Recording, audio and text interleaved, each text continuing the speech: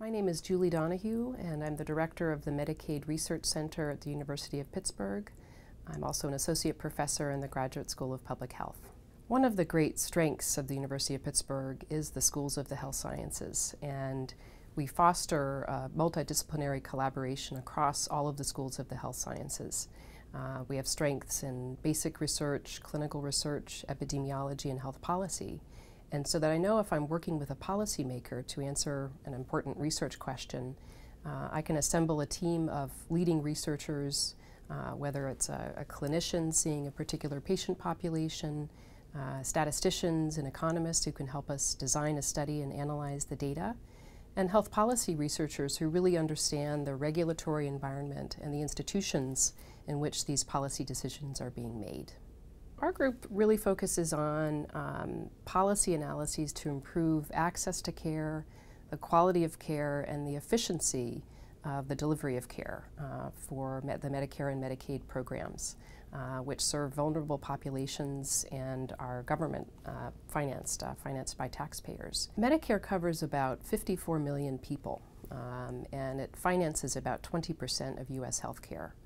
The population that it serves is people 65 and over, and about 9 million people with disabilities. Medicaid serves about 60 million people in the United States and accounts for about 15% of U.S. healthcare expenditures.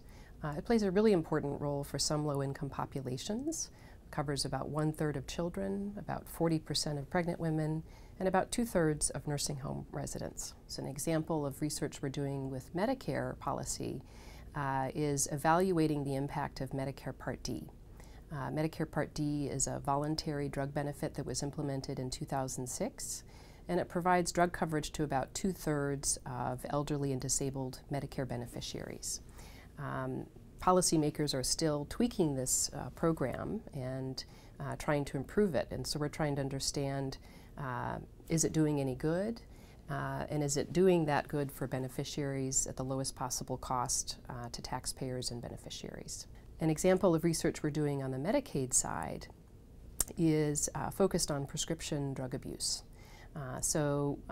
Between the late 1990s and the late 2000s, there was about a 400% increase in the dose of prescription opioids used in the United States.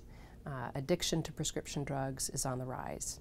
And so we're doing analyses that will help Medicaid policymakers adopt interventions that maintain access to prescription pain relievers for people with pain conditions, but limit access to people who might have addiction to prescription opioids or misuse them.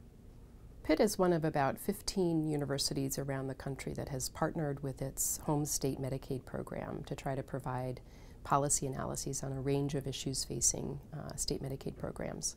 I think some of the most important issues facing state Medicaid directors in the coming years will be whether to expand Medicaid under the Affordable Care Act. And states will really need help evaluating the effect of those expansions on costs and access to care. Medicaid programs are also facing major financing difficulties. So it used to be for many years that the biggest single line item in state budgets was education, primary, secondary, tertiary education. Now it's Medicaid. And unlike the federal government, which can incur debt, state Medicaid programs, state budgets really have to be balanced. And so Medicaid programs face that big cost containment challenge.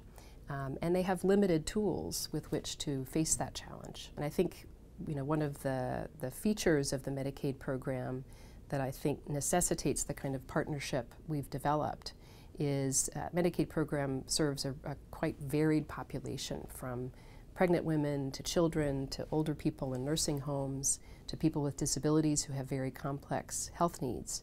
And it would be difficult for any state agency to develop and maintain the kind of expertise needed to conduct research on policies and programs serving all of those different populations.